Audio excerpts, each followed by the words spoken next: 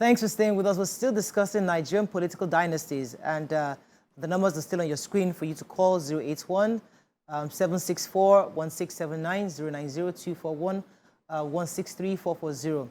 Tope, you're going to come in here. Yeah. So I was going to talk about the difference between what is fair, what is right, a person of personal values and let us talk about having values.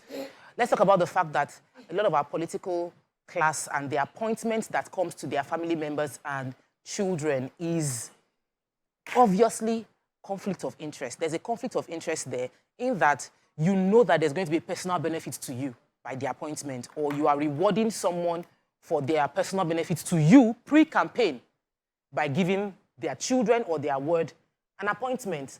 And that's what we see happen over and over again. Your father gave me a platform to run and made me a governor. So I will reward your father by giving the child an appointment so that what if the child is qualified? I am grateful. Well, that's a burden. It's a burden that many people carry, that people that want fairness would carry, that even if I have a qualified wife that can do this contract for me, this is my wife's job. My wife is a doctor and she's good, and she can run this ministry for me. But my wife running it is wrong because I am the governor. So what do? Much as I don't like it, I will give it to someone who is equally qualified. They cannot be the politician's daughter. The politician's son is not the only qualified person in your state. I'm sure if you look, you will find somebody even more qualified. Okay. Because you know what is right and you don't want them to be able to attach something negative to you. They say don't hire somebody you cannot fire. Many politicians, many of our leaders right now have hired people into positions that they don't have the lever to fire, to caution, or to even query. And they are your commissioners, they are your advisors, but you cannot tell them what they've done is wrong. You cannot pull them to book. You cannot sue them to court for corruption because their father is your political godfather. And that's, for me, with that system, we cannot go forward. Okay, let me take this call from Hawa, calling from Abuja. Thanks for calling, Hawa. Hello, good morning. Good morning. I'm from Abuja. I'm a first-time caller. Welcome to the show. Thank you. This point, it boils down to the fact that we've weaponized poverty in this country. Because the ancestors or their forefathers or their fathers that have already accumulated this wealth from the country, they already have that pre-existing wealth to use in doing all these elections or contesting for all these posts. It helps them. Qualification or not is, I don't know, morality for me. Morality is not right. They may be qualified, but people are in those parties, sorry, I'm nervous. It's okay. In those parties that are more qualified or qualified as much as their own relatives. What is it getting to them? Why was it the cycle? Why was it the vicious cycle? It's basically the poverty. These people, all people have. They don't give them that same opportunity as much as they do not pay for the sins of their father. Right. But in this country, Nigeria, I don't think it applies. All right. Thank you very much, Hawa. Thank you very much, Hawa. I know. Mariam said it earlier that this is not just a Nigerian problem; it's a global problem. Every politics across the world is going through this. I mean, I was going online and I saw a picture of the three brothers from one American political family. That's the Kennedys: John Kennedy, Robert Kennedy, all siblings, all ran for office, and they were in many of these families moved to political prominence from their states. And I'm just going through all the various lists. It's almost endless. Some governors in some people states. felt that the Rose Fitzgerald kind of said that she was using the the book of Luke Testament, saying that to whom much is given, much is required. So that's what her entire family was saying, that we are supposed to be there.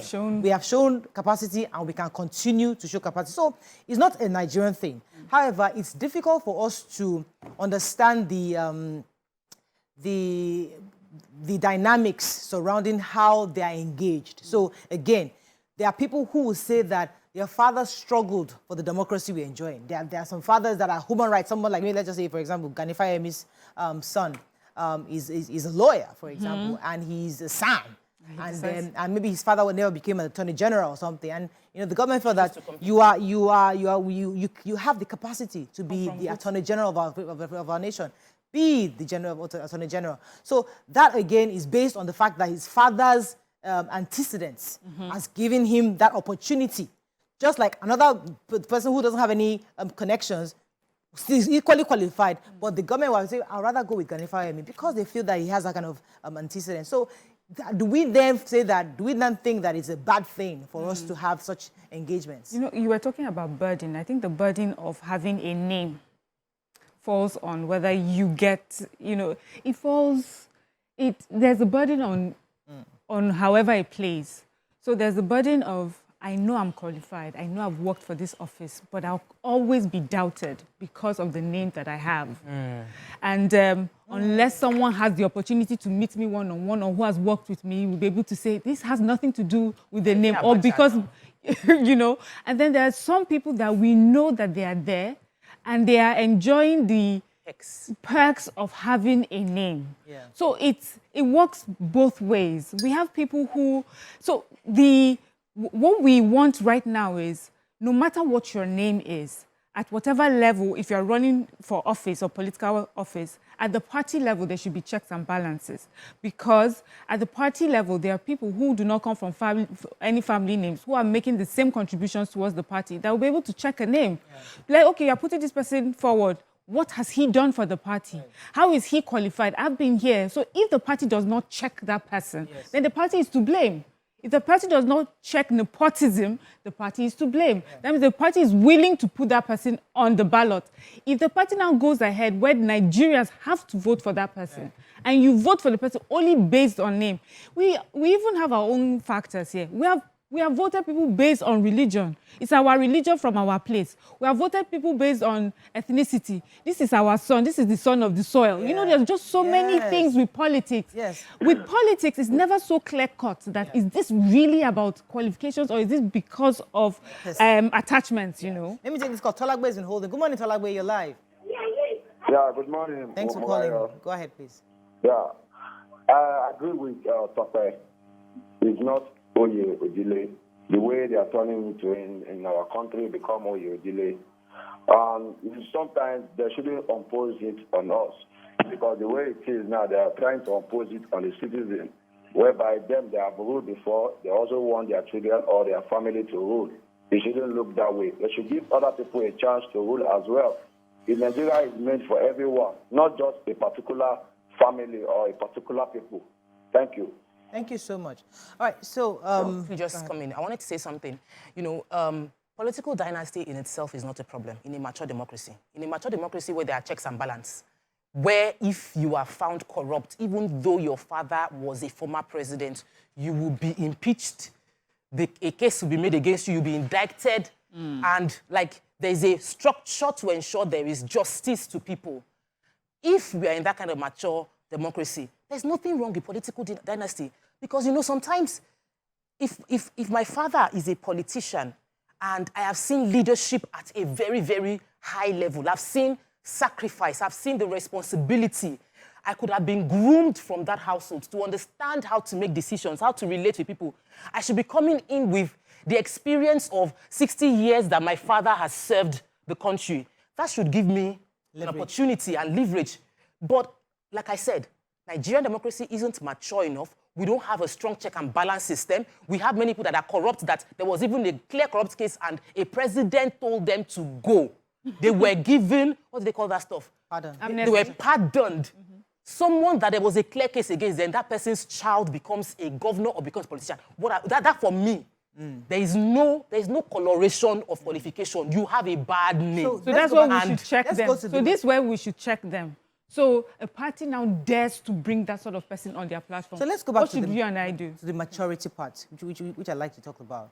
Because even the American democracy took many years, centuries to get to that maturity. Yeah. And we must acknowledge that they also had quite a bit of this problem in the early. I read a report that said that today, nepotism and the political dynasty has declined. Because eventually when we get to that level, we have more people who are strong enough to get into, but we are still building. Where it should we are where we're still going to be depending on our closer circle. So, for example, if you become anything in government, who are the people you know? Obianjulu, Miriam, Mora, these are people you first of all, or you like to open it up. But the people you can trust are people that you know. I know Miriam has been able to extensively do environmental, this. Let me put her in to do so because you know and trust. So we are still there. But I guess eventually we mature to the point where you don't need a Miriam anymore because there are now many options who are in your face that the systems are built. And yes, because you were saying something about we don't have a mature. I think political dynasty is really a factor of a young democracy. Yeah. It's not something that is part of a mature democracy because a younger democracy, as Maria mentioned, you will find that by the time you have grown, you cancel out those dynasties. Now, just your father's name does not mean anything. There are some people you go, so what? There are some names you call it like, yes, so what? That was 100 years ago or 30 years ago. Who are you today or what has your family done today? What I also admire about like American politics is that you see like a nobody who has been to, does not have a name, but he's able to grow up the ranks because of ideology, at least from what we see from outside. Once you get it, it's not a perfect system. But they also have one sort of nepotism, which is like the schools they go to. So it's as if with politics, there's always going to be something. So these are the people that go. Let me pause you on that because I want to go back. I want us to dig in that. Okay. Let me take John. Good morning, John. Are you there? Hello, yes, John. Maria. Good morning. You're live. Go ahead, please. Can you hear me? Yes, very clearly. Yes, it's George, not John. Oh, George. Thanks, George. Maria. Yes, George. Okay. Sorry, Mariah, I'm calling this morning to commend you, the ladies, for the way you dressed. If you check, you see that you are all properly dressed. You don't have to expose some sensitive parts of your body to the public to look beautiful.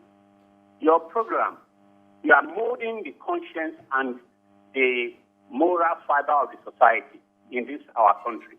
A lot of women and young people are watching you, and they will be doing or they do what you do and what you say. So I'm just saying that you should watch the way you dress.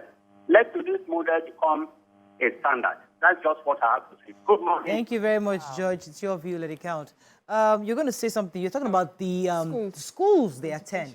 Because even in the UK, we have the Eton College. I mean, these are places where you go there, and so you will enter politics. So also, we let's not make it look as if it's only happening here. No, we're not. Yeah, I know. So, but you're going to. Yes, I was going to say it's not only about family. With politics, there'll always be something. So if it moves from family, it will move to the sort of schools that. So with politics, it's about like your circle of influence, and you will determine.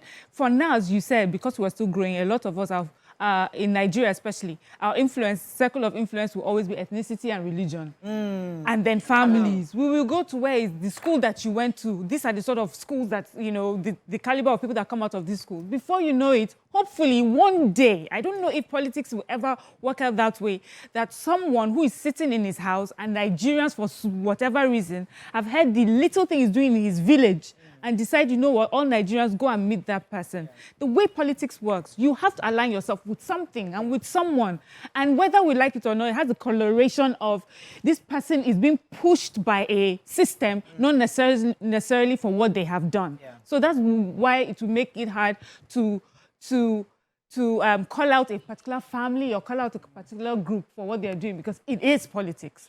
So let me take Demola from Palm Group. Good morning, Demola. Good morning. You're live. Thanks for calling. And I say good morning to the ladies. First-time caller. Welcome to the show. Personally, I want to agree with the lady sitting at the middle. I agree with her perfectly. That's Tope. Because on moral basis, our politicians or leaders don't have that moral right to bring in their immediate family members. So we should just excuse for the moment, especially those who are still very active in politics. If it is somebody like the late Awolowo, the late Zig, you want to compensate, okay, it's okay. But if the family member are still very active, we should just excuse their immediate families. They don't have the moral right. Thank you. Thank you. So we have Leod, son of former Deputy Senate President Ike Ekwemadu, also given appointments. We have Atiku's son, Make Adamawa commissioner's list. We have, I think I mentioned, Mba also nominated Atiku, daughter of the ex-governor of the state, Sullivan. Yeah. I mean, there was a time in Lagos State where we had a minister, Alhaji Lai Muhammad, and his son was in the House of Rep. And then in some cases, you would even see people, you would see like three children across different political positions. It's not like we can entirely fight it. We're not trying to fight it here. Yeah. We're trying to raise awareness. Because if we don't discuss, the reason we're seeing mature democracies and there's improvement is because some people called out nepotism for what it is. Yeah. Some people called out the conflict of interest for what it is. So all we're doing is we're calling it out so that electorates are now aware. To be able to say that, sharing economy, as in, are you the only ones in this state? Are you the only ones in this community that every appointment is coming to your family? There's some things that you might be qualified for, but you will not give it to your family member because you know that there are other people that can also do it here. It shouldn't only be my people, and we're hoping that we get to that place. I'm not even sure if we have, like, in the Constitution where it states if you can give appointments. Because that's the one I know personally I'm uncomfortable with, appointments to your children or very close family relatives. For me, I think that it should be if it isn't. Right. But, you know, as we've seen in America, we saw Trump give appointments to his children. I don't know if they were like constitutional Nigerian passports. I don't know. Yes? Let me go on a quick break. Okay. I have to bring in our guest because he will always give us a perspective on this. Stay with us. We'll be right back.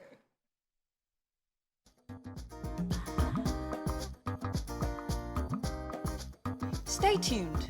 Your View will be right back.